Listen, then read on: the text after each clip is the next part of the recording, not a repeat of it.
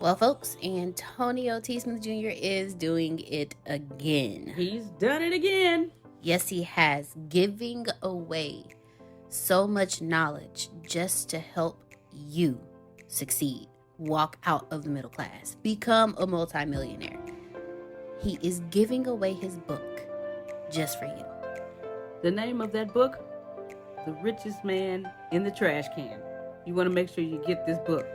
Here's why.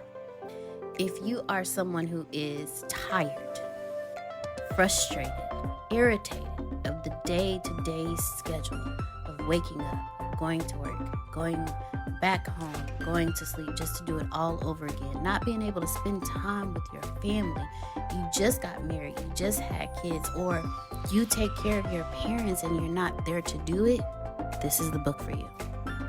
And guess what, ladies and gentlemen? This book is free 99. Yes, you heard me. Free 99. Okay? All yours for free. Yes, free 99. All you have to do is just pay shipping and handling. That's it. $9.95 just to get your free book. This book is a life changer. I'm trying to tell you guys, everything in this book is what Antonio taught myself and Grace that enabled us to retire. Yes, we are retired and we haven't even hit our 40s yet. Woo! I'm just saying. I got a few months to go. Don't worry about it. Shh. Don't nobody need to know that, girl. You don't look it. That's it. Go get it. Go get it and walk yourself out of the middle class into the life you deserve. Walk yourself into abundance. Abundance is freedom, and this book is your journey out. You can plant better.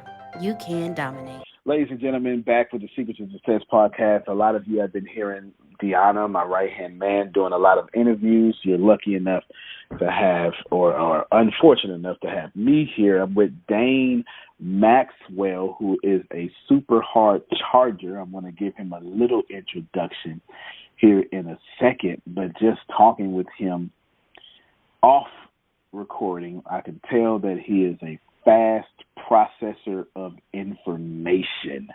So I think that's pretty cool. Always good to have that.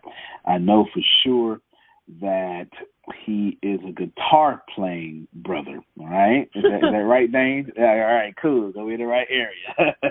Okay.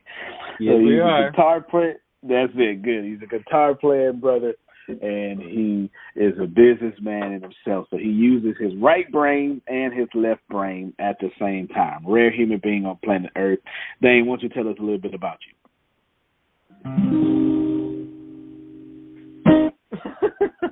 That's dope. I heard it. I said, wow, you got like major production going on? That's awesome, man. You can play it as much as you want. Rock it out, brother. Go ahead. Well, I tell you, this riff right here I love.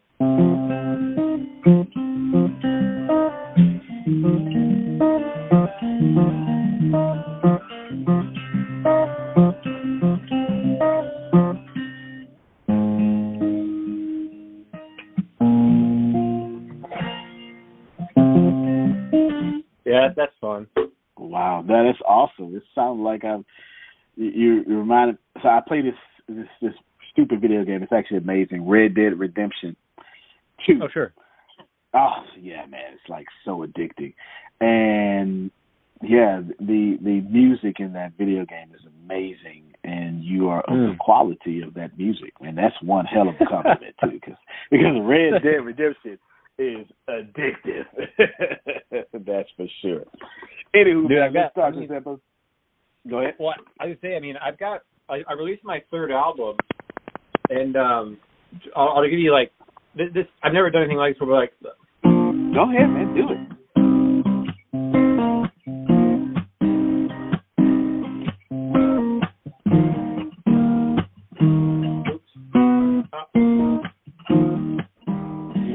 folks.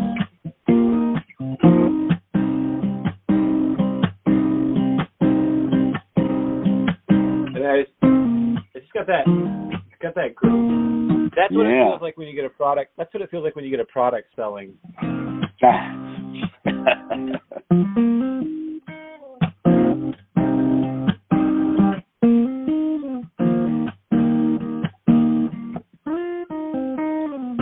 Yeah, that's when you get your first product made and sold. That's what it feels like.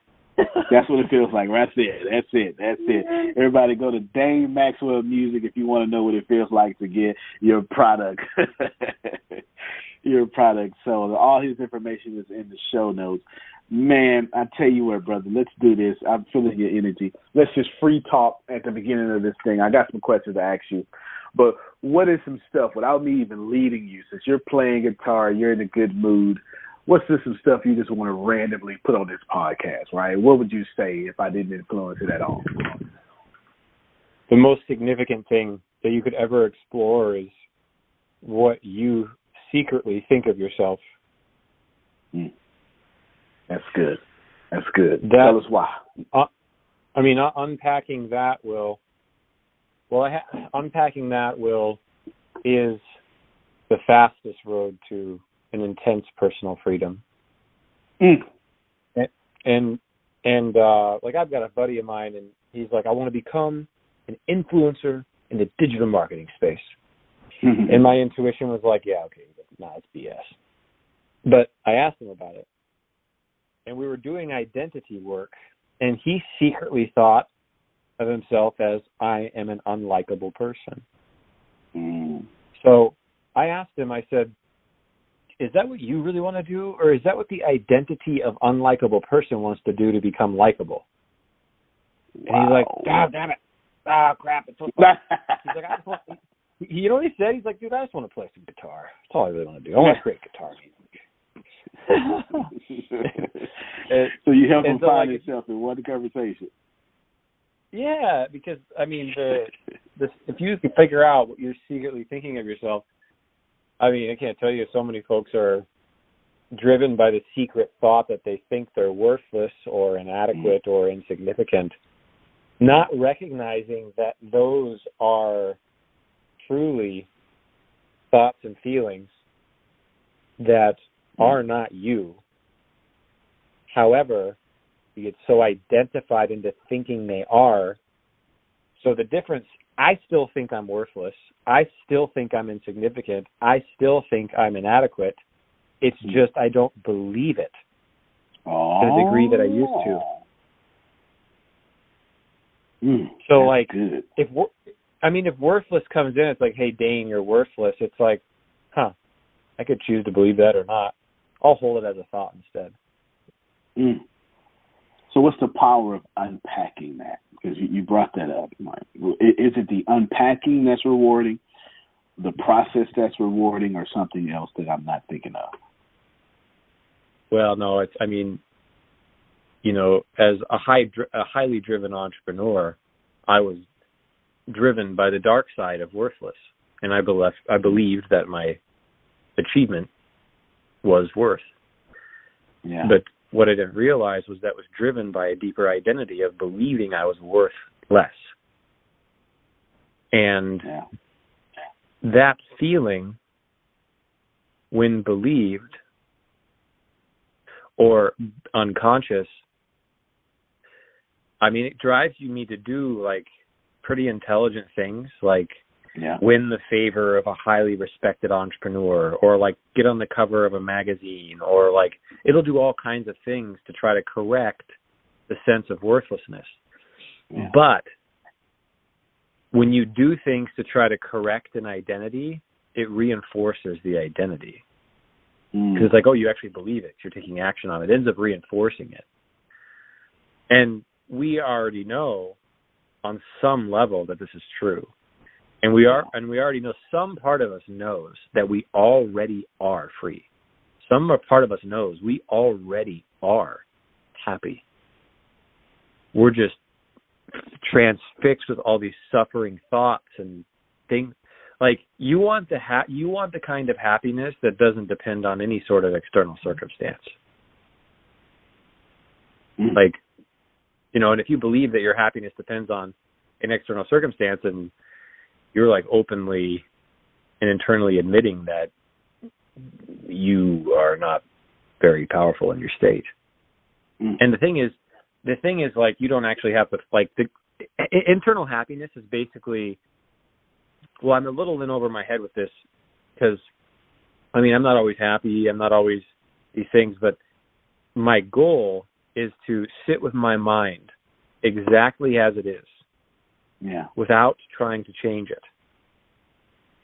So if I sit with my mind exactly as it is, without trying to change it, if I sit still and do nothing, the worst thing will come up. And then if I just sit with that without trying to change it, I will start to see that that thought is not who I am. Then I can build businesses from a place of joy. And I think that the next frontier of business building, creation, and human endeavor is to work and live from a state of unconditional joy. Because if we are able to, this is the call that I like broadcast out to the world, like to live and work from a place of unconditional joy. This means then that if you launch a product and it doesn't work, but you have unconditional joy, you are probably going to be curious about why it didn't work. And you're going to go talk to people about why they didn't buy it. And you're going to try and iterate it until it does, because your happiness doesn't depend on the success of that product.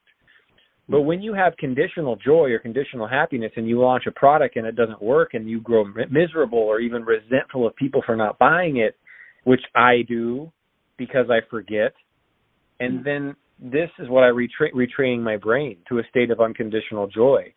It's very difficult, and at the same time, it's very weird how it works. But I tell you what, if you have joy, unconditional joy, and you can have the same desires you have now, instead of working from a place of dissatisfaction, it's from a place of joy. And in order to do that, you basically don't want to force yourself to believe anything that I'm saying. Like, this isn't like a religion you have to believe. This is, in order to access a state of like unconditional joy, that takes a mentor, that takes a coach, that takes meditation training, that takes a lot of work. But it's almost like, I think what it's actually like is it's like a bodybuilder who's been working out for 3 years, and now he just works out automatically and it's easy and he flows. And I think that's how unconditional joy works, because our unconscious minds are habituated, like, to believing, for example, something very subtle like, this moment doesn't matter. Yeah. But you know what moment will matter? When I get my first sale. This moment doesn't matter, right? This moment doesn't matter because I'm unhappy as an employee. But you know what moment will matter is when I have a job. When I have a business. But, or like you wake up next to your beautiful partner who, you're in love with, and you're like, got to get things working, got to get successful, like unconsciously you're missing one of the most beautiful moments in your life. And so unconsciously, we're prescribing whether moments matter or not. And it's unconscious. We don't even know we're aware of it. We're like, does this moment matter? Does this moment matter? Nope, I got to go do this. I got to get to this place. I got to do this.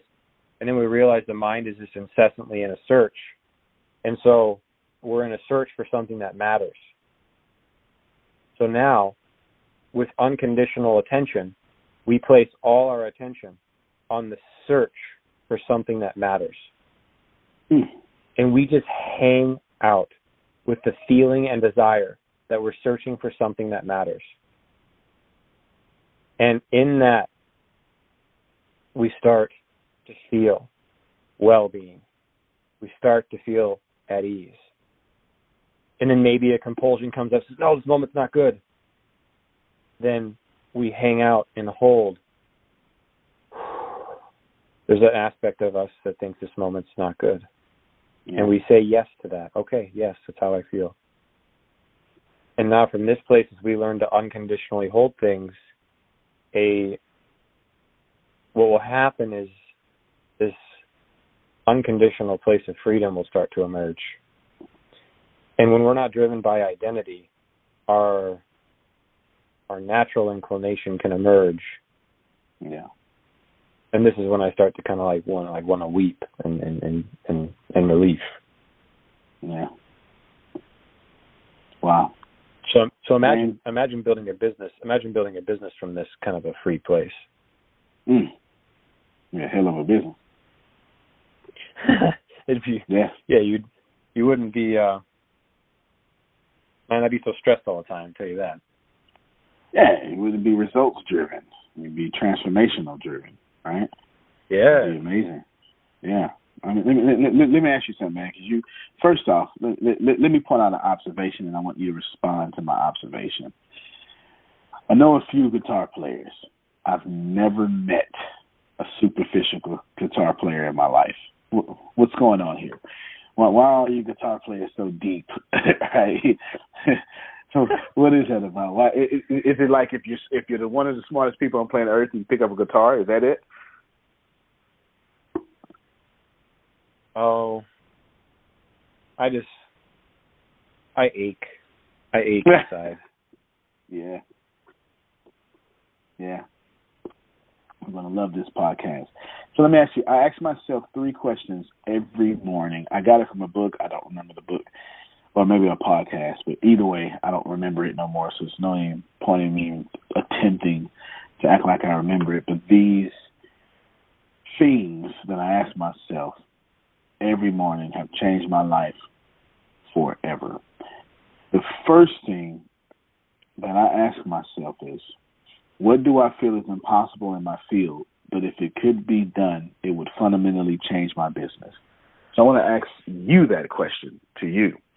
Dane, what in your field is fundamentally impossible, but if you could change it, it would absolutely change your business, your field? God, excuse my language there. Teaching 1 million entrepreneurs at one time, live, weekly, every Sunday. That'd be pretty awesome. Yeah, there's so much unnecessary pain and struggle that business owners face purely from a lack of training that creates unconscious patterns that almost look like arrogance. Not listening to customers, not really listening to customers, not really listening, because we don't get to decide what works as entrepreneurs. So we shouldn't even come up with ideas because we don't get to decide what works. We should just listen to the pulse of what works and then adapt to that. And I'm one of the most adaptable entrepreneurs that I know. I adapt so quickly, so rapidly, I might shape-shift 10 different times in an hour to try to match a niche market. Well, that's, you know what? There's 2 things there. Who is your mentor? I want to ask that, and I want to come back to this adapting to the niche market. Who's your mentor? Sorry, let me ask you this question. Who's your ultimate mentor is what I'm really asking. My higher self, my higher level intuition. I love it. A high vibration frequency of intuition. I love it. In business, who is your high frequency? High frequency. It's the only language, right? Just frequency. Frequency is the only thing that exists. Everything else is a byproduct of said frequencies. In business, who is your ultimate mentor? Oh, in business, man, there's quite a few. Chet Holmes really changed my life. All right. Chet Holmes, Ultimate Sales Machine, really, really big impact on me. Eben Pagan, tremendous impact on me. Perry Marshall, huge impact on me. Dan Kennedy, massive impact. Eugene Schwartz, Gary Halbert. Men that have clarity of thought. Yeah. Any women? Man, I don't think so. I haven't really ever come across the experience of I might have a little bit of ego or something, but with that, I should probably. I doubt it. No, I doubt you have ego. You just vibrate at the frequency of what vibrates at you. Definitely, good stuff, man. Let's make this. Let's get as weird as possible, because we're both two weird people. Then, yeah. Back to my you brought up adopting to the niche. People like me, Gary Vaynerchuk, Grant Cardone, we would all say, and it's not just us, but we'd all say the same thing. You know, the market is my mentor. My customers, I learn far more from my customers than I do a book or from, someone teaching me. And which, while I appreciate books, of course, and people teaching me, of course, my customers absolutely influence me more than just about anything else. What would you say to that? I think that's a great answer. Yeah, I think that's why you're so adaptable. Yeah. Wow. How many times would you say as this recording, we're about 63 days into the year. How many times would you say you've adapted in about 63 days? Probably 100. Yeah. That's awesome. So you've got some days you did 2 or 3 adaptations in one day. That's about right? Damn. You asked really good questions. I'm put my hand on my heart here. Yeah. Maybe more, maybe less. I mean, clear adaptations are like, so I'm launching a book, and okay, tell us about it. It's my life's work in this book, and it's one of the most comprehensive books I've ever seen on how to successfully start a business against all the odds. No idea, no money, no experience, no credibility, no confidence, from absolute zero. The book's called Start from Zero. And it's got 15 examples of employees who became entrepreneurs. It's got their customer, the problem they solved, the solution they created, and the offer they make that market. It's got personality assessments, 26-factor analysis of each of these entrepreneurs' personalities, so you can see what they're actually like underneath the hood. It's got 4 different entrepreneurial brains that you can build and focus on building to profitably create at rapid speed. It's got 7 skills that you can build within your brain that you can focus on that will build the skills of ownership, the skills of being a newbie, the skills of accepting mistakes and failure, which is actually a skill. And it's also got identity level transformation work. And I wrote that book because a publisher contacted me. They said, hey, would you write a book? I said, okay, yes, it's finally time. And I have a song that I wrote, and it's called Let Me Be Used. And I've tried to surrender my life to be used as best I can. And, I still have my mistakes and whatnot, but yeah, Martin Luther King, Michelangelo, the sculptor, and Steve Wozniak, which is Steve Jobs' partner from Apple, all 3 of those guys did not choose their destiny. Their destiny chose them, presented itself to them, and they were very scared, and they said yes. But it came to them. Like the Pope asked Michelangelo to paint the Sistine Chapel. The Martin Luther King's group of people promoted him to be the leader of the civil rights movement. Steve Wozniak wanted to work at Hewlett-Packard, and Steve Jobs and all his friends, and he was scared. He said, no, come start Apple with it. Now Wozniak's a billionaire. And not that the billionaire is where the value is. The value is in having a happy heart. That's where the value really is.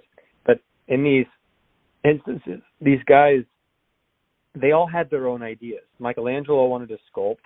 Martin Luther King wanted to be a pastor. Steve Wozniak wanted to work at Hewlett-Packard. They all had their own ideas, but life had another idea for them. So that's adaptability. And I released my 3rd album, and that was released and recorded, and when I released it, I was so proud of the music personally that I was like, wow, I feel complete here. And then a publisher reached out and asked if I'd write a book, and I was like, okay, it's time to come back. And so, I had my own ideas of music, and life had another. And so I felt very karmically responsible for this book. And even the book title, Start From Zero, itself was an idea that I kind of felt floating in the ether, that I was like, I'll choose to steward this idea into a reality. Because, you have people like, I had that idea. Well, ideas are kind of floating in a space-time continuum, and they pick people, and they're like, will you steward this idea? Okay, nope, I'm going to bounce to the next person. And when Start From Zero kind of came to me, I was like, okay, this is what will be the book. And so I wrote this book, and I had to adapt a lot. We went through 5 edits. I went through five different editors. It took 2 years total probably to get written. And I had to give up a lot of my own ideas. I would have an idea for how I wanted to communicate something. I had this concept called, somebody asked me what I value the most in a business. What's the very most significant, most important thing in a business? And I was like, I had a few drinks in me at the time. I was like, oh, it's easy. It's efficiency of profit. Efficiency of profit's everything. And he's like, okay, what's that mean? And I was like, well, how efficiently is the profit made? What's the business model it's made in? Do you have to talk to customers to make money? Do you have to keep talking to customers to continue to make money? How automated is it? Is the revenue recurring? Is it how efficiently is the money being made? And how can you set up the profit to have a high efficiency of profit? And then I converted that into efficiency of profit and environment. So you want an environment where the money is made efficiently, and you want an environment that's ultimately encouraging for your heart. Most environments are not efficient with profit and not encouraging with the heart, and so the mind is vulnerable, and over time becomes the environment you place it in, because the brain is literally wired to learn from its environment. It's doing that all the time, whether you know it or not. So you put your brain in these environments for it to learn different things. And so I wrote this guide, and then I put it in the book as a section, and they're like, what the heck are you talking about? What's this efficiency of profit? And so I was really frustrated at first, and then I went ahead and changed it to a concept called income happiness. And that is a much more recognizable term, and income happiness is basically money that you don't have to work for. It's maybe a different way of saying passive income, but it's more asset-based income, where you create assets that produce cash for you. But I had to adapt to get to that book. And so now that book, Start From Zero, is coming out. StartFromZero.com is that. And now I'm asking myself, how do I monetize the back end after the book is released? And I was like, well, I want to serve every person that comes to me. So I'm going to ask every single person that comes to me, where are you at education-wise? Where are you at experience-wise? What are your current revenue goals, and what are your interests? And then when they tell me that, I'll be able to tell them with integrity the fastest path for them to go, and I'll recommend different programs that have affiliate offers. And if they're good fits for my programs, then I'll recommend mine. But that way I can monetize and serve every lead. But then when I recommend someone else's program, I can follow up 30, 60, 90 days and say, hey, did you ever take the program? Did you ever end up building a life that you wanted to live? And I can actually really care for this person in this way. And then as I was doing this, we've made millions and millions of dollars promoting a program teaching people how to build software as a service companies. And it's a little old and a little tired, and the market's really evolved in the last 7 years. And I'm trying to allow the next iteration of an entrepreneurial academy that comes through. And between now and January and February, I've had to explore different thoughts about how this would execute, and I finally come up with this strategy that will be a 4-month virtual entrepreneurial incubator. In 4 months, you'll build 3 businesses. You will intentionally trigger yourself. You will intentionally fail. You will intentionally bring up your worst demons and build a new identity. And you would realize that most programs are asking you to do too much when they ask you to be successful at your first attempt, when you realize that entrepreneurship is about practice. And so when you practice building 3 different businesses in 4 months, and you work 3 hours every single day for 4 months and see what you're actually made of, and then get tremendous support, and that'll launch every January. So I'm going to have my first one here next January, and we'll have a limited group of people, so they'll all get the attention they need. And by the end of that 4 months, they will have fundamentally understood profitable business creation and become a business creation machine. They'll have it in their bones as a way of life, knowing they don't have to be an expert, knowing they don't have to be the best, most smartest person in the room, but knowing that we give them frameworks to show them how to fundamentally care about people and serve people and build profitable, meaningful income streams and enterprises. And for me to land on that, and the way that the program will be delivered will be, I think, also somewhat innovative, because it won't be a course that you go through. It'll be a live lecture series every Sunday. It'll be a 3-hour training where there'll be a training given. You'll watch the person demonstrate the training after it's been trained. In the second hour, you'll break off into groups and implement and practice the training yourself. And in the third hour, you'll come back for Q&A discussion. And the training is very basic, but very difficult. But when you get this stuff in your bones, you'll just be like, oh, my God, I've been overcomplicating this. This is all I need to do. So every Sunday, and then you're given homework to do throughout the week for 3 hours every single day. Now you're not having to watch a course video and then maybe try it on your own. You're getting trained, you're seeing it implemented, then you're practicing, then you're coming back and discussing. We'll really get the chance to have a fundamentally transformative impact on the heart of an entrepreneur and how they think, so they can come, because we'll show people how to live and come from a place of joy.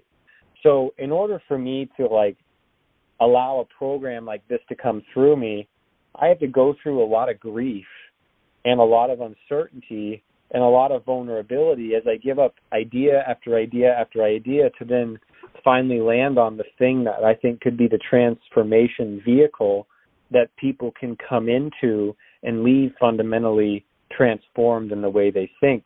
But to get there, and the adaptations is sometimes so viscerally grueling, but ultimately I think it will make me extremely wealthy to put a program like this together.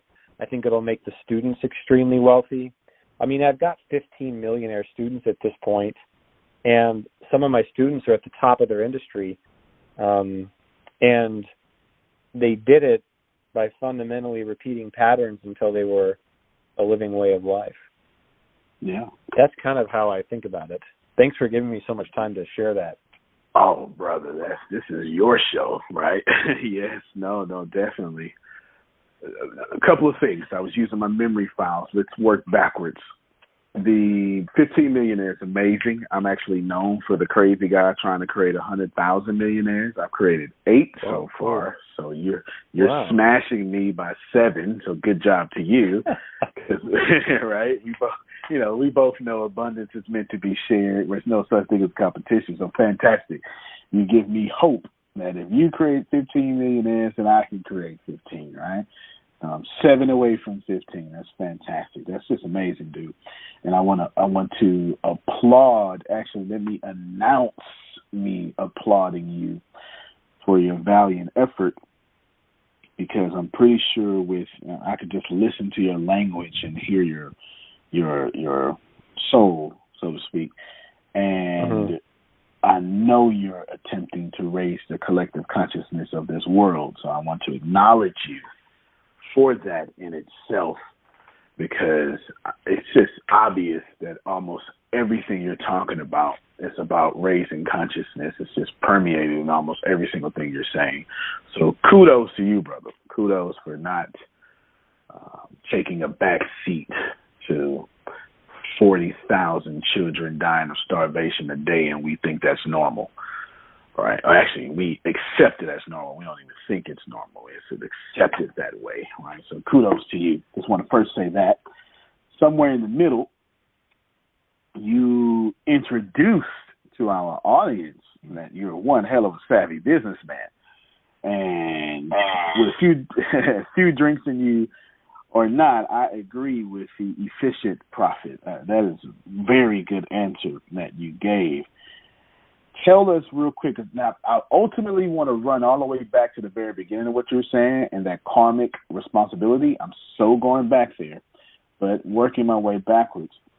Tell us about when did you get this understanding of business when did you get this understanding of business in which you can properly associate great success with efficient profit? And did I make money for this? How much did this customer cost, and et cetera?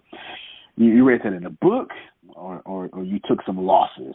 Which one helped you and served you the most?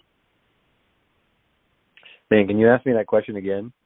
Yeah. Sorry, it's a bit long question, but how did you get so good at business? Because you introduced through your dialogue that you're a pretty good businessman. Is it losses that made you better, or is it book knowledge that made you better?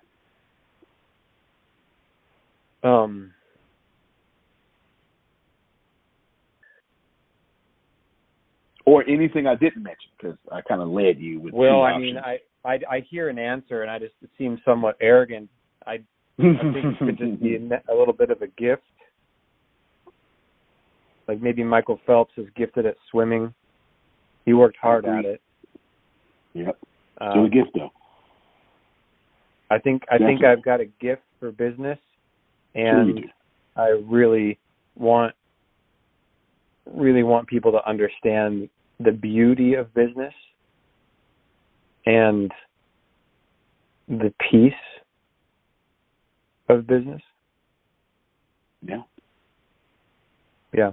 I mean, I've read the books. I've studied sales letters. I've been to courses. I've been to conferences. I've had mentors. I worked at it. But what within me drove all of that? Yeah. Exactly. Intense, insatiable curiosity, a brain that's designed to think in ways that create freedom on an automatic basis, where most people think in ways that imprison themselves. And I don't do that. I think in ways that create freedom, generally, no matter what the circumstances. So, I get in front of 1,000 people, and they all got their own different obstacles, and I can show them a way through no matter what the obstacle is. Yeah. That all helps. Oh, no doubt. That gives me a jump-off point, that just staying in this same energy. I'm of the minority of thinkers that believe that you can't, you don't create entrepreneurs. Now, I don't have to watch my words there. I'm kind of in the industry of creating entrepreneurs. But I think they're born. And I think entrepreneurs have this gift. And anything that's not gifted, it's a skill that you can learn, but you're not as gifted as Dane Maxwell when it comes to it. The reason I say that is for one simple observation that I know through experience, and I want to get your opinion on it. For me, the number one asset of being an entrepreneur is being able to suffer an intolerable amount of pain. That is at my core observation, that gifted entrepreneurs can suffer more pain than most people. What would be your assessment of that? Is that right, wrong, kind of, leaning left, leaning right? What would you say? Well, what do you really mean or getting at when you say that? Yeah, that's a fair question. I think the pain is what I'm really leaning and getting at. And by pain, I mean the ability to be humiliated. People say they're going to start with you, and they don't end with you. Divorce if needed. Separation of your ego, crucifying that, because if you don't crucify your ego, then it's going to crucify you, that's for sure. And just taking a lot of L's. It's a lot of losses. So when I mean pain, that's what I mean. That stuff that what we call normal is out of the norm. It's that stupid stuff, because we're both kind of old enough to remember when entrepreneurship wasn't cool. You were the crazy guy that couldn't get a job, couldn't be normal, right? So that's what I kind of mean by pain. Oh. I felt such a sense of belonging in entrepreneurship that I didn't care what happened. Man, that's what I'm talking about.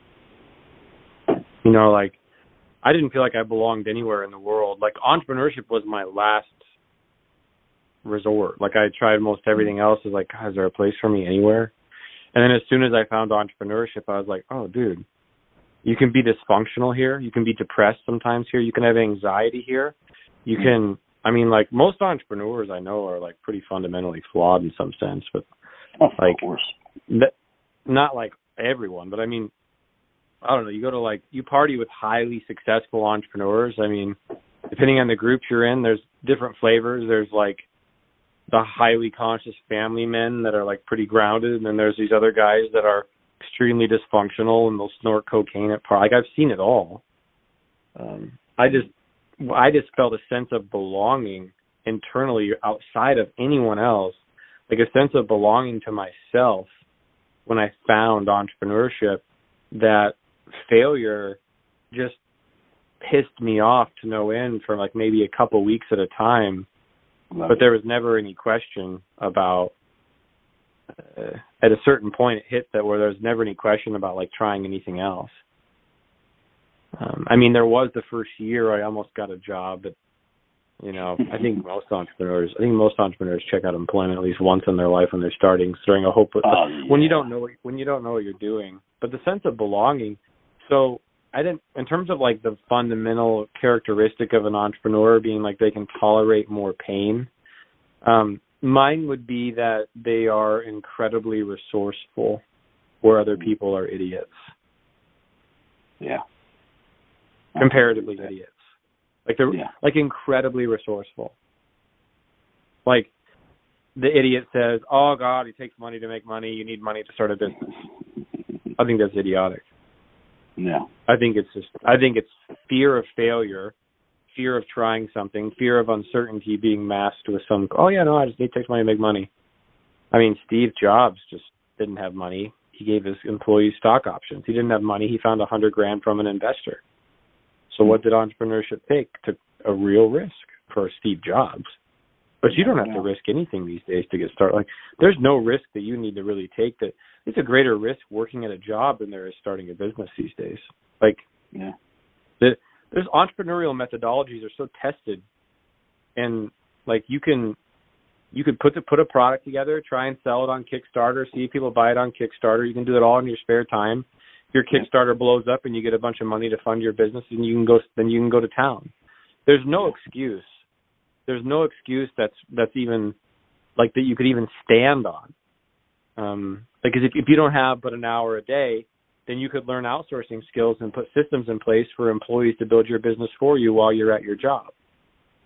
You know, there's no legitimate excuse, but for the people listening, they probably don't even need to hear that. I mean, resourceful. They're incredibly resourceful. Like unbelievably resourceful. Yeah, completely agree. Back to the beginning, you mentioned karmic debt. Well, you didn't mention karmic debt. You mentioned karmic responsibility. My brain said karmic debt when you broke it off. So let's talk about that just for a second, because this is a weird podcast in which we are just weird. Yes. As far as I'm concerned, you said a lot of brilliant things on this podcast, brother. That's the most brilliant thing you said thus far. Karmic responsibility. I'm not even sure if I'm being biased. I think I'm being objective. The most powerful thing that I've heard you say was you recognize that you have a karmic responsibility to do X.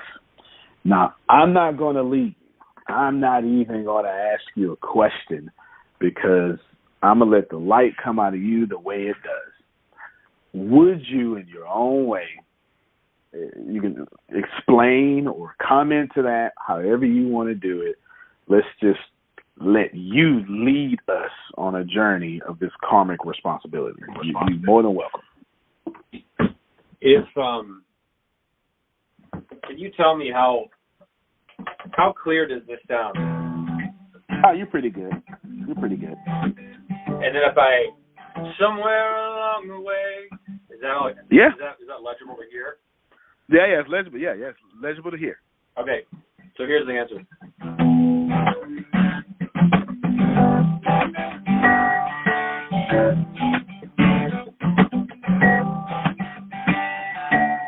Somewhere along the way, someone forgot to say. Do not forget yourself. Do not chase success, chase only yourself. So grab the matches and grab the gasoline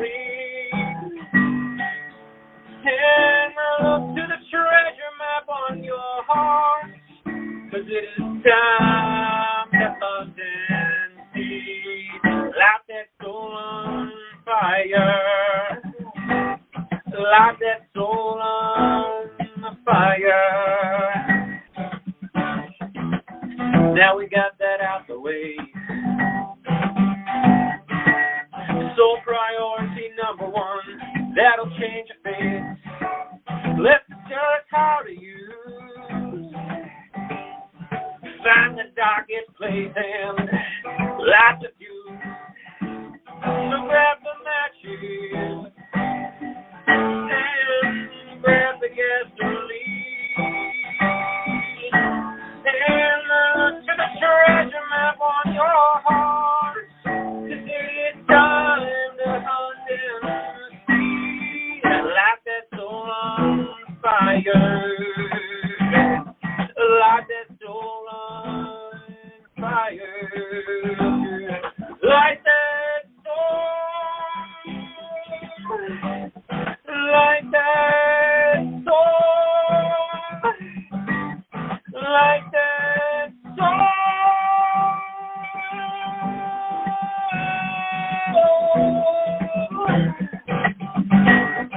Like that soul.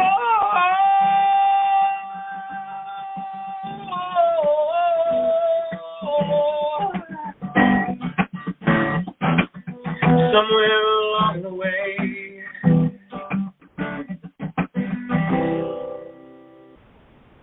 Wow. That is a secret to success first. And let me tell you, about 30,000 people in the first 30 days are going to hear that. So, wait, what? So, now? You got 30,000 people to hear that shit? Yes, sir. 30,000 people in the first 30 days, and a couple of 100,000. They'll probably hear this one episode by the end of the year is over. That's for sure. That's for sure, buddy. So what'd you killing feel? it. What'd you feel when you heard that song? Did you feel your fucking soul? Yeah. Yeah, I did. I loved it, man. Loved it.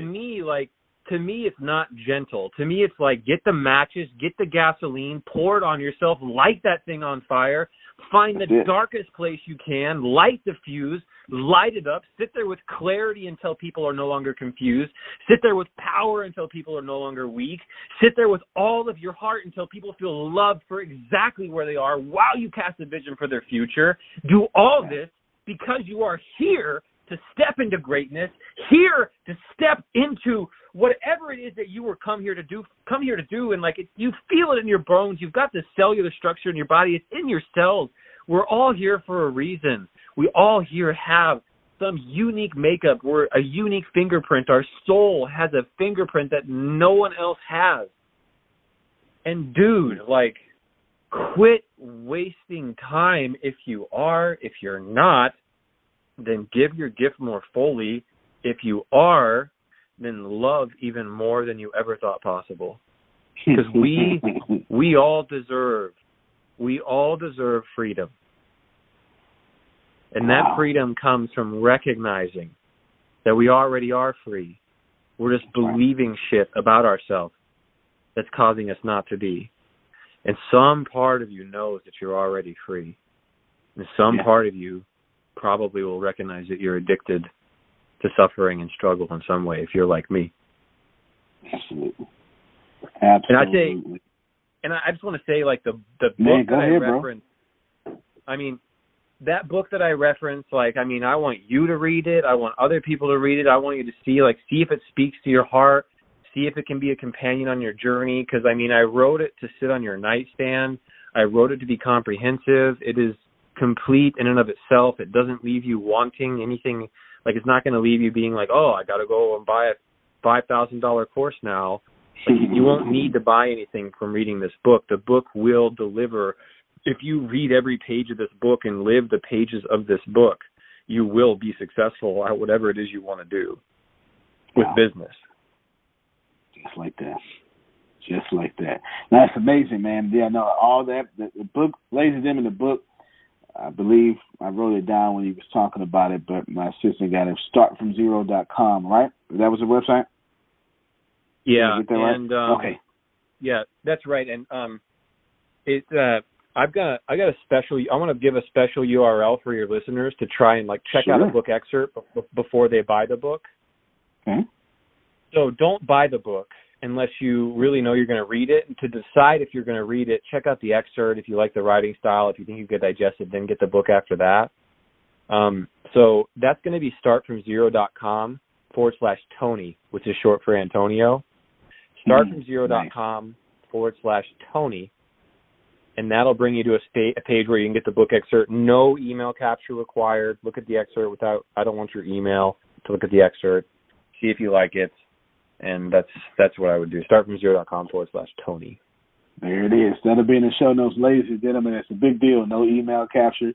This guy, although he is on his way to be an ascended master, we'll have to talk about that in another episode. But most certainly, he is a salesperson and he's not capturing your email. So you better take the opportunity to get that done. Because that's a big deal. Can I explain why? Please. So, okay, if you have email capture, let's just use numbers. Do not look to gurus, look to numbers. Do not look to experts, look to numbers. Don't believe a word I say. Look to numbers. So, test out what I'm saying to find out for yourself, for example. I mean, I believe that everybody should try entrepreneurship for at least 90 days. I think everyone should go out and try and find a problem, find a really painful problem, get an expert to create the product for them. They outsource product creation. They build a business as an actual business owner. I think every person in the world should try that at least once just so they experientially get to try entrepreneurship. If they don't like it, then they'll have the most amazing skill set to bring anywhere else they can ever have in the world. Whether they're actor, ice skater, it doesn't matter. Having the experiential process of knowing how to find a problem, put a product in place, and sell it for a profit is a powerful skill no matter what you do in life. That is just a random tangent. So now back to the email capture thing. The email capture thing.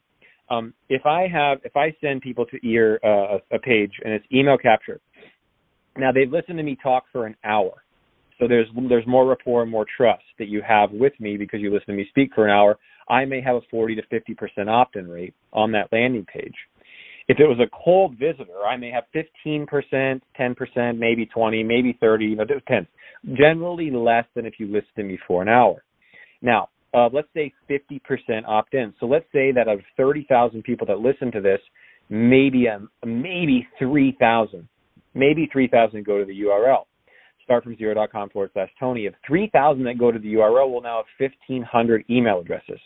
Of 1,500 email addresses now, a year from now, those 1,500 email addresses will probably average a maximum 20% open rate.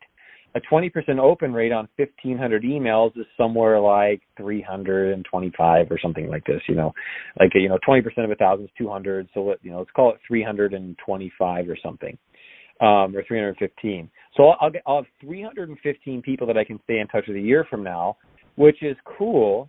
But now I've just given this kind of gimmick, and people are like, okay, fine, I'll give you my email, but I don't even know if I want your future messages. I don't know about this. Versus, let's say you go to that page, and in the excerpt's free, and there's email capture below it that says, would you like accountability in implementing this book excerpt? Then I maybe get a 5 to 10% capture rate because not many people are going to enter their email. So let's say 3,000 people come to the page.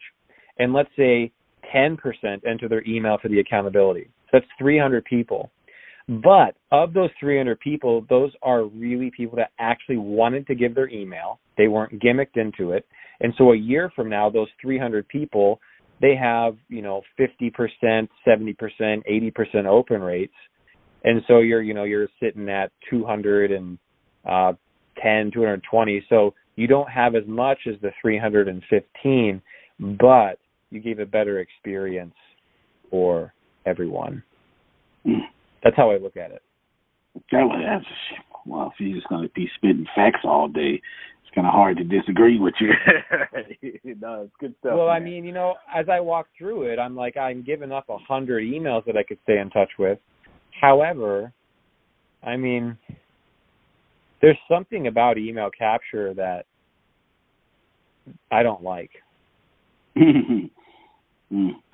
I've got my IT guy. Well, I have two of them. Well, two head ones. Pretty much like anyone else. My people are. Well, anyway, I don't even bring it up. But he said, because I'm a millennial, he said, baby boomers. I forget what he said about them, but millennials, you're going to be responsible for ruining the entire world's privacy. That's going to be the millennial legacy, ruining the world's privacy. And I went, you are right. That is exactly what we did. I forget what he said about baby boomers, but that was good. Yeah, my head IT guy is a information security. So cybersecurity, he's information security, not cybersecurity, but information security. And I thought that was pretty solid, and it's got a lot of truth to it too. A lot of truth, man. I tell you what, I want you free talkers on out of here, and just in the middle of your free talk, give us one solid piece of advice for anyone listening to you inspired, but are still living by other people's thoughts in their heads. And then anything else you want to say, you're more than welcome to say. Yeah, if you're living by other people's thoughts in your head, stop. And you can stop like that. Then continuing to stop will take rigor, discipline, and focus. So sit still for a minute. Let the worst thing come up. Make friends with the worst thing. If you sit still and the first thing that comes up is you can't sit still while holding as a friend you can't sit still. Like I can't do it. Sit down and hold I can't do it while you're sitting down. And become friends with it. Because as soon as you can sit with yourself in silence and face every aspect of your own experience, you'll start creating a really powerful life. But whatever you run from in meditation is not for the weak or not for the faint of heart. Whatever you run from in meditation will follow you and recreate itself in your life. And it may be painful to sit in meditation, and it will be, but it's going to be far more painful to live out what's going to be created in your physical reality because you're unwilling to face it and sit in meditation. So meditation is critical. And I get scared every time I sit down to do it. So I don't get to it every day. But I use the Meditative Mind on YouTube. I love the Meditative Mind guy on YouTube. And so I would just say the gift of your own heart is the greatest gift that you'll ever receive, is the gift of your own heart. Take care of it. Sit with it in meditation. Ask your heart what thoughts it wants to put forth in the world, and let them be so different than anything you've ever heard. And check out the book excerpt at startfromzero.com/Tony. It'll show you how to really find great business ideas by actually helping people. And if 30,000 people actually heard that, I wasn't thinking that many people would hear. That song's not recorded yet or published, but the same place I wrote that song from was kind of from that same tapped-in place that Start From Zero was created from. And Start From Zero is intended to be a gift to humanity. It's intended to be a work of art. It is art. It is my art. So thank you for listening and giving me a voice on your show. It really means a lot. And also, Antonio, also thank you for recognizing me. There were a few times my eyes were just pretty wet with tears because I'm like, holy crap, this guy actually, not like ascended master stuff aside, like if that ever happens, it's from a place of humility and service, etc. that wasn't it. It was just the other things that you were recognizing. Like I was like, oh my gosh, I feel recognized by this man, and it made me feel really good and just a little bit less lonely. So thank you. Oh, no, that's right. Oh, no, you're very welcome, man. Very welcome, man. We got all your information in the show notes, ladies and gentlemen. It is not often that, well, that's not true. Let me fix my words. I thoroughly enjoyed learning from this podcast. Dane is unusual. Now, the truth is, this should be very freaking normal. It should. But, yeah, right, you know. But as a collective, that's all 7.8 billion people, this is unusual. And I'm glad that I was able to do this interview and not Deanna. Not that she wouldn't have did it. She would have did a fantastic job. She is my right-hand man and full of empathy. So you probably would have cried for sure. But I needed to hear you and your awareness for validation of self, because the path that I'm on, I keep running into more of me. And like you said so adequately, yeah, it's a little less lonely, right? So I appreciate you, brother. I'm so glad that you are here. And anybody you want to shout out? I don't think I've ever done that before, but hell, go ahead and give them a shout out if you want to. I'll give you a shout out. I mean, I'm good. Thank you. That worked. My ego will appreciate that. Nah, good stuff, man. I appreciate you, brother, and we're going to get with you and do all we can to share this all across the world. As soon as it's ready, we'll let you know. And I don't typically edit anything, so it's be ready so to get the other ones out the way. Ladies and gentlemen, you have been listening to Dane Maxwell. All his information is in the show notes. Deanna worked really hard to get that done for you. All I can tell you, if you just actually, I'm going to ask you something, I'm going to tell you something. I'm going to ask you to take your love for me and extend it to him. So go to startfromzero.com/Tony, read the excerpt, and then do me a favor. And at least 35% of you, right? Bold ask, but, who cares? 35% of you. Why don't you opt in and follow this brother? Because I got a feeling that we shall all meet again. So follow him. That's my ask of you. What I will tell you is it ain't too many things you're going to do today than what just happened here that'll add to the quality of your life. Antonio T. Smith Jr., you can plant better. You can dominate. Thank you, everybody. Sure appreciate you. Our next guest is the CEO of a Facebook competitor. It is called MeWe. It is a next-gen social platform with a focus on privacy. The company has surpassed 5.5 million members. CEO Mark Weinstein with us now in a Fox Business exclusive. Welcome to the program, Mark. Glad to have you with us. So why the focus on privacy? You are taking advantage of Facebook's public stumbles? Well, Deirdre, I'm one of the guys who invented social networks, and social networks were never invented to be what we call now surveillance capitalism, which is what Facebook is. Their members are not customers to serve. They're data to sell and data to target.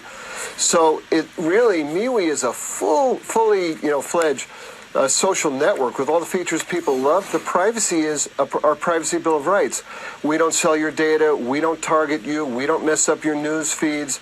We have a freemium business model, so everything you love is free, and you can, traditional capitalism, great capitalism. You can spend money on in-app purchases, or you can just enjoy the free service.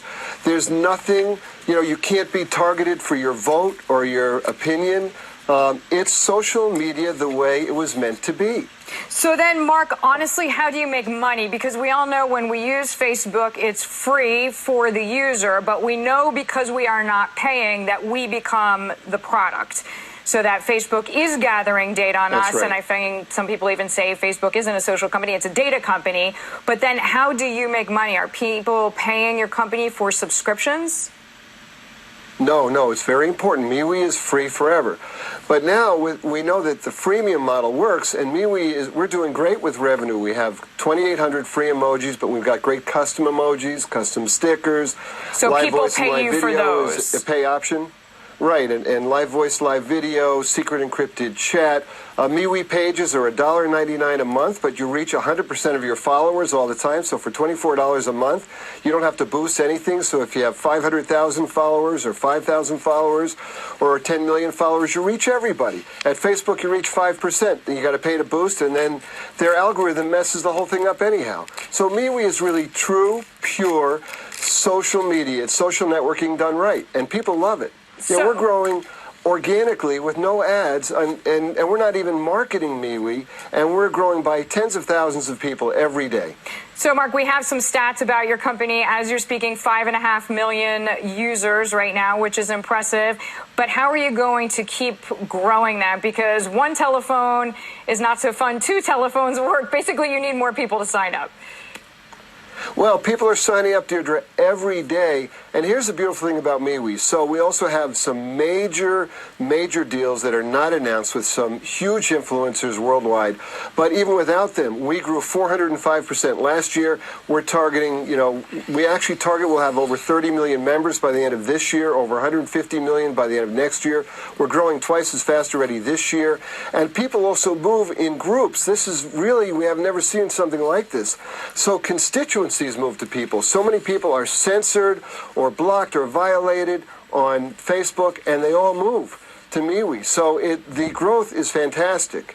Quick question, Mark. You say Facebook, as an aside, should not be broken up. Why is that? Listen, we compete with Facebook great. Snap competes with Facebook. Twitter competes with Facebook. Breaking up Facebook doesn't solve the problem that they are a surveillance company transacting data. By the way, also transacting data from non-members. They track all of us. Remember, the Cambridge Analytica CEO said they had data on 230 million every adult in America. Now, Facebook's new rules that you talked about today, that's a bunch of BS. Facebook has had rules the whole time. They break their rules all the time. That's the problem. Rules at Facebook mean nothing.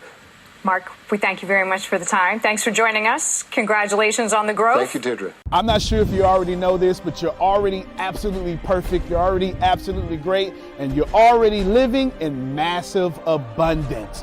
The most important things that you have is not what you have, it's not what you do, it's what you know. Because the people who do know what you need to know to lead the middle class, they're in the top 1%, and they control 96% of the world's income. 97% of this world is trading time for money, and that is not the way to become rich, it's not the way to become wealthy, and it is absolutely not the way to leave the middle class.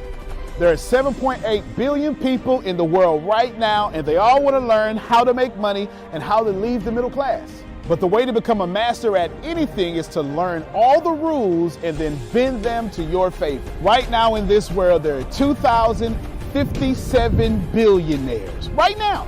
So if you think becoming a billionaire is impossible, that's 2,057 people that have already proved that impossibility incorrect. And if you think that's crazy, there are 46.8 million millionaires in the world, worldwide right now. Now think about that. 46.8 million millionaires, and that number grows 1,730 millionaires every single day. Money is everywhere. You don't need to max out your credit cards. You don't need to borrow from granddad and grandma. Just look behind me. Look at all the wealth sitting behind me in this junkyard. It's insane how much money is everywhere, and you don't need to go out there and beg, borrow, and steal to get it. You just need to know the rules of making money and how to leave the middle class. Essentially, all you need to know is the algorithm of making money, the rules of making money. All you need to know is what to do and how to do it, and you can leave the middle class. Any industry, yoga, golf, underwater basket weaving, clipping fingernails, it doesn't matter. All you have to do is know how to do it, how to get it done, and then find somebody to teach you how to do it, how to get it done, and you will be able to leave the middle class. If you're not getting my point, it's real simple. Whatever you have up here, as long as you understand the rules of leaving the middle class, as long as you understand how to get money, you can take what's up here and get wealthy from what you already have. Right now, the very thing you know up here is already being searched 1,000 times a second on Google. Someone right now, actually 1,730 people right now are going to become a millionaire from the stuff that you have in your head. Why can't this be you? I mean, it's 1,730 people with your ideas that are no better than you, that are going to leave the middle class, become a millionaire. Why are you not next? So how do we do this? How do we take what you know and apply it to objective money-making secrets and then allow you to leave the middle class? How do we take you from where you are and let you escape to where you want to go? So how do we make all this money or take all this knowledge from the Warren Buffetts, from the Elon Musk? How do we take everything that everyone before you has done, and how do we take all of that and then put it in your head so you can leave a legacy for your family? My name is Antonio T. Smith Jr. 32 years ago, I lived in a trash can. That's right, from 6 to 14, I had no running water, no electricity, no anything, and somehow I'm in the top 1% today. Not because I had the right background, not because I had a silver spoon in my mouth, simply because being homeless made me learn how to make money. I retired when I was 29 years old. I'm more than likely younger than you. I'm one of the top 1% income earners in one of the richest countries in the world. What I learned how to do when I was 6 years old was learn how to generate enough money to eat some cookies so I wouldn't die to death from starvation. From there, I learned how to go from cookies to a meal. From a meal to clothes to shelter to everything else that supplied my necessary needs. When I was 6, I was forced to learn how to make money, and now that's what I'm going to do and help you do. I've seen amazing results. I have my own economy. I've homeschooled my own children, and I wrote a book that teaches you every single thing that I know about making money, every single thing that other people know about making money, and most importantly, all the stuff that we don't tell you. Because the truth is, and you know it like I know it, the most honest, the most hardworking, unselfish people on planet Earth live in the middle class. Yet, your honesty, your unselfishness, your devout religion-going self is not enough to get to the top 1%, and that's not fair. The second half of my life has been not about how much money I make, but how I will be remembered from all the money that I have made. And I've been trying to teach everybody how to get out the middle class. I'm the crazy guy famous on the internet for trying to create 100,000 millionaires. I've created 8 so far. I got a 9th one on the way, all the way from India. That's pretty cool. And what I want to tell you is something very simple. It's been hard. It's been absolutely hard to help people leave the middle class, not because of the people, because the system would rather keep you being someone else's money instead of you having your own economy and having the money come find and flow to you. It was frustrating because I knew that anybody can make money. And if you knew what I knew, you would change your life. Over the last few years, I've built a large following of over 500,000 people every month that pay me for me to give them advice. Well, that's been exciting for me. And the cool thing is I've created thousands of six-figure earners. I've created millionaires.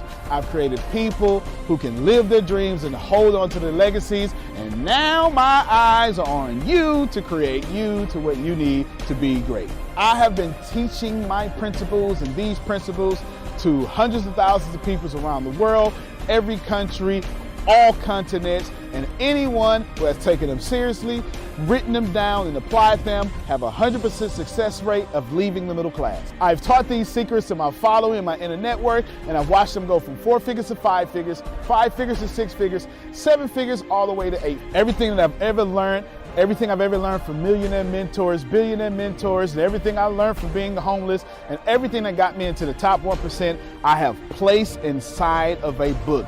To date, it is the longest book that I've ever written, the best book that I've ever written, and that book is called The Richest Man in the Trash Can, and I'm offering it to you today for free. This book is going to show you how to become wealthy into the top 1% and leave the middle class. This book is going to give you a step-by-step plan if you're 30 years old all the way to 70 years old, how to get into the top 1%. If you're a teenager, how to get to the top 1%. If you're a millennial, how to get to the top 1%. It's going to teach you how to make 6 figures immediately, teach you how to get to $1 million immediately, and all that good stuff. Plus, I'm going to give you the 36 objective laws of leaving the middle class. Plus, I'm going to give you every last one of my secrets that have made me rich. You have to understand that leaving the middle class is the most important fight that you're going to have in your life. To be honest with you, and you can kind of relate to this, it almost takes $450,000 a year just to be broke in America. And that's just in America. If you don't leave the middle class, which is actually an illusion, then you are going to have a really hard time. Think about it for a second. Most of you going to be watching this are going to be baby boomers, and you've been sold a bad check. They lied to you. Your retirement was not enough for you to live comfortable, and I'm going to give you this book for free so you can figure out how to triple your retirement and then quadruple your retirement, and then, as Grant Cardone would say, 10x your retirement so you can live the life that's worthy of you. I want you to remember that leaving the middle class is the most important battle that you could ever face in your entire life, especially for your family. So consider this video, this book, your friendly tap on the shoulder. I want to send you a free copy of this book because I believe that abundance is your birthright. I believe that abundance is freedom, and I believe that this book is right for you. In fact, I believe in that so much that I will send you the book for free. All you have to do is cover the cost of shipping. I'll eat the cost. I'll take the loss. And all you have to do is get the book and dominate your reality right now and apply the principles so you can be the best person for your life that is yours. Fill out the form sitting right there to the right. Go ahead, dominate your reality. I can't wait to send you my book. I can't wait to meet you. I can't wait to have you as someone that's been on the journey with me. Antonio T. Smith Jr., you can plan better. You can dominate.